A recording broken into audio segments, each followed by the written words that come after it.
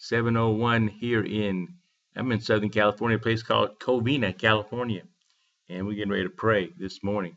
Day after Thanksgiving, and folks are still thankful. Amen. That's a good thing to be able to be thankful unto the Lord and bless his name. Amen. And let's look at the word of God. Colossians chapter 3, verse number 16. It says, let the word of Christ richly dwell in you with all wisdom, teaching and admonishing one another with psalms and hymns and spiritual songs, singing with thanksgiving in your hearts to God. This is the word is so good. God gives us some very unique instructions on occasion, and matter of fact, all the time. But when He gives us instructions regarding the word, it tells us to let it richly dwell within us.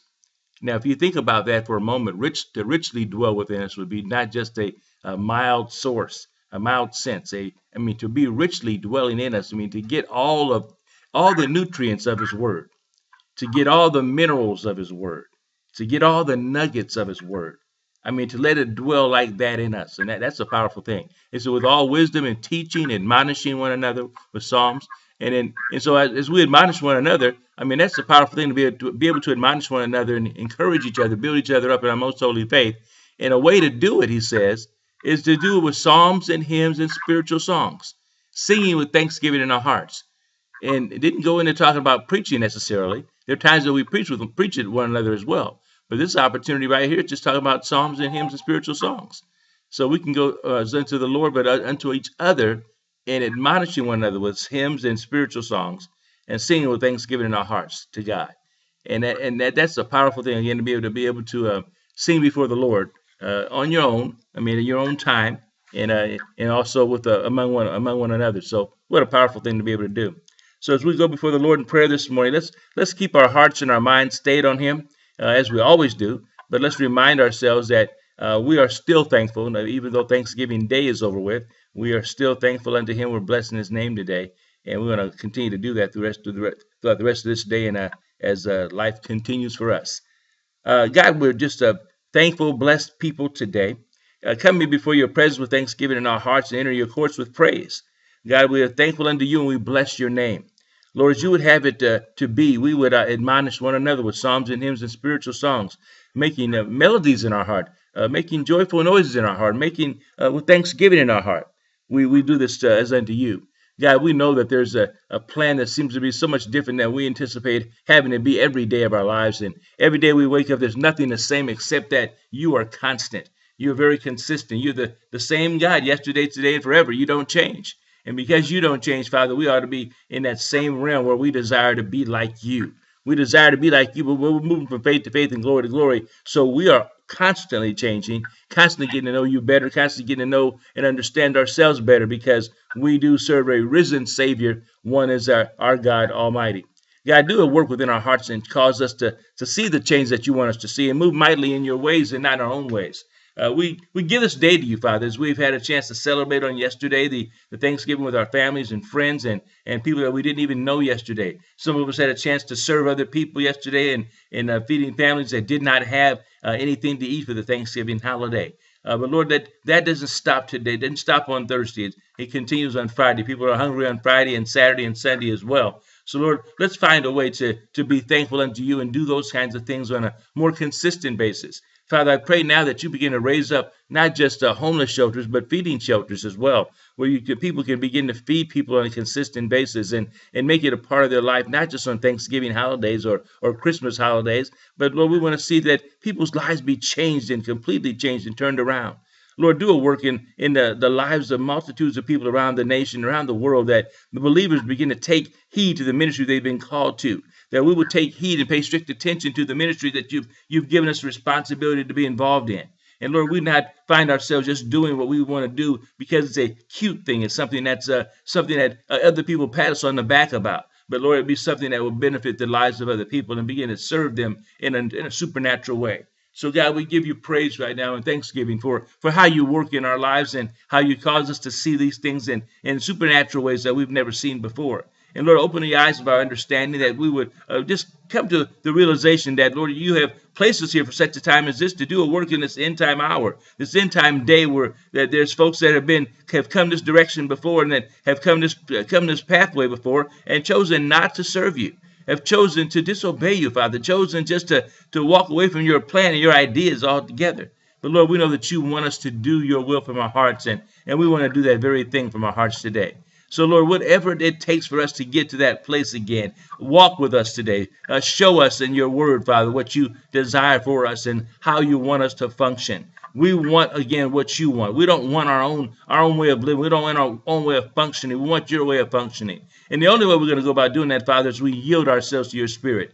As we yield ourselves, Lord, we are giving ourselves over to you. We're not saying to ourselves, I'm going to do it my way and God's going to be happy about it. We're saying to ourselves, God, we're going to do it your way and we're going to be happy about it. We're choosing to, Father. We're choosing to give ourselves to you. We're choosing to put ourselves on the altar today. And we're choosing to put ourselves in a position where we'll lay down our lives for our brethren. And Father, these are things that we can say with our natural selves and make it sound so wonderful and peaceful. But Lord, when we have to actually go do it, it's another world. It's another responsibility. It's another deal. It's another level of faith that we have to step into to be able to actually do the things that we talk about doing. So Lord, I want to pray, Father, that we will become not just hearers of the word, but doers of the word as well. And as believers, we would stand up for righteousness and peace and joy in the Holy Ghost, but not just for ourselves, but for the lives of other people as well. That they too would know that there's a God in heaven who loves them, cares about them enough to send somebody in Jesus Christ to die for their sins, to see them resurrected in newness of life. And then have examples of believers as ourselves, Father, that would do and live the life of Christ right here in the earth realm. That we would not be ones that are pretending to live the life, but we're the ones that are living the life. We're the ones that are raising up a new standard here in the earth realm. We're the ones that are doing the thing from the bottom of our hearts. We're the ones that are saying we forsake all and give our lives completely to you, God. And that's not an easy feat on our own. But we know that with you, we can do all things through Christ who strengthens us. We know that greater is he who's in us than he who's in the world. So that's the only reason we're able to do what we do. And Lord, as we yield ourselves again, continually yield ourselves, give ourselves over to you. And lean not to our own understanding, but continually yield ourselves to you. We find ourselves serving you in a greater capacity. So, Lord, whatever that takes, God, get us to that place. And again, we're asking you to do these things, Father, because we know that's your will. Your will be done on earth as it is in heaven. Your kingdom come, your will be done on earth as it is in heaven. That's your desire to see happen as well, but that should be our desire. And as our desires become your desires, Father, we'll begin to see more things that you said we would be able to see. As a matter of fact, Jesus said that we would do greater things than he did. And Lord, however we're going to get to that place, we know we've got to be obedient to you. We know we've got to spend time with you. We know we've got to do what Jesus did, and that's to spend time with the Father, hearing what the Father said and doing what the Father told him to do. And God, we don't want to be like Adam and just be one that heard you one time and a couple times and did what he felt like doing on his own. But Lord, we want to be like Jesus and be that sinless one, that one that did not make the mistake, that did not sin, that did not find himself going against the will of God, but found himself being obedient to the point of death. And Father, even going to the cross without sin himself. And Father, so that example in Jesus Christ, who was all man, 100% man and 100% God. But Lord, he functioned here as a man and did it with 100% without sin. And God, we're praiseworthy people today. We're praising you, Almighty God, today for the life that you allow us to see in Jesus Christ and the one that we want to adhere to, the one that we want to move our lives towards and say, yes, we want to be the ones that live like him.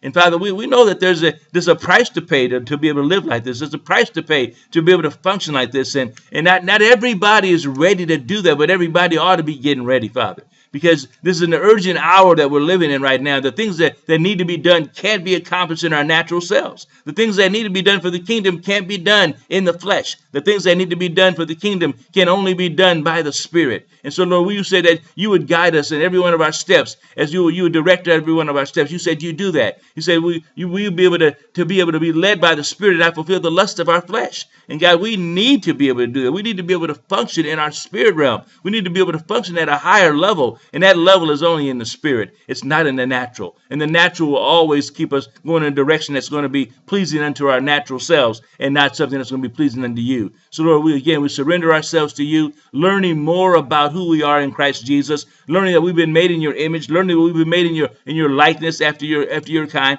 learning that we have been born again with the Spirit and at the water and the Spirit, learning and understanding, Father, that this life that we have today is not our very own life, but it's the life of Christ that's on the inside of us. So Lord, we've got a tremendous advantage to be able to function here in the earth, because the world does not have the same Spirit that raised Christ from the dead, but we've got the same Spirit that raised Christ from the dead on the inside of us, and it quickens our mortal body. It quickens us to cause us to be made alive again, to be made alive first from being born again to being made alive every day. We're made alive to do the King's work right here in the earth realm. And God, you can only do that through us who have yielded ourselves to you. And so, Lord, we have yielded ourselves to you, desiring that you would be glorified, that you be honored, Almighty God. You would be lifted on high today, Father, because we're your children, the sheep of your pasture, and we want to see it be that way in no other kind of way. We're not trying to take over. We're not trying to be something that we're not. We're just being what you told us what we are. We are the children of the Most High God today, heirs of God and joint heirs with Jesus Christ.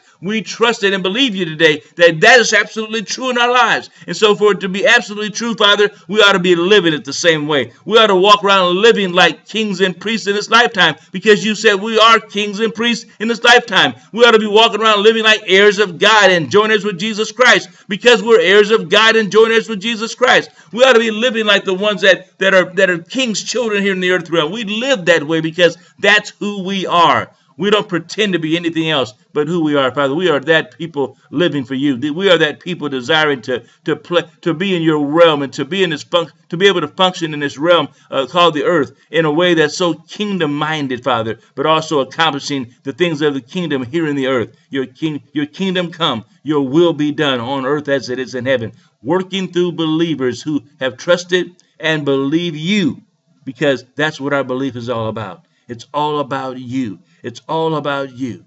Now, Father, I pray for every one of our Santa community members today, that you would bless every one of us. Keep us in all of your ways and none of our own. Keep us in a place, Father, where our thoughts are lovely, pure, and of a good report. Keep us in a place, Father, where we're walking in unity of the Spirit, the bond of peace. Keep us in a place, Father, where we're serving you with all of our heart today. Keep us in a place, Father, where we're keeping our minds stayed upon you and our footsteps ordered by you. Father, I pray now that every member of our Santa community is healed and whole and delivered, set free, saved, and living holy today. God, we praise you now that we're not playing around with this thing, for we're going into all the world and we're preaching the gospel of Jesus Christ. For we know it's the power of God and the salvation of everyone who believes. And we want to continually be believers in you, trusting and believing that you have sent us into this world to do a work here that nobody else could do, but you sent us to be able to do it. So, Lord, as single men and women, we want to be able to serve you in a dynamic and powerful way. So do what only you can do in our lives today, Father, we pray. In the name of Jesus,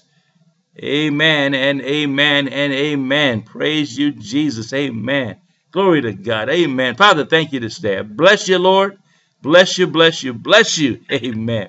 Praise God. Well, this morning, listen, before we head out, today is an opportunity again to share your testimony as or share a prayer request, either one. Opportunity to do that, to be a blessing to somebody, because you know what a testimony does? It really encourages somebody else that's going through, because somebody's gone through what you've already gone through, and you've gotten the victory.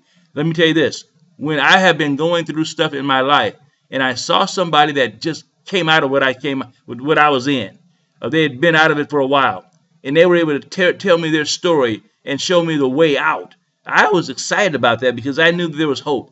I knew there was a way out of a situation that I didn't quite understand myself, because when we're in it, when we're in it, we just don't understand all the time if there's a way out. But listen, when you have somebody share a testimony, it begins to turn their heart in another direction. So if you had a testimony this morning, please share that. If you have a prayer request, go ahead and share that as well. Good morning, Pastor Phil. This is Shamila. Good morning. I want to testify that very thing that you just explained happened to me yesterday, and I'm so grateful. No matter how much we think we know, we haven't encountered everything we think we want to face or everything we think we will not ever face.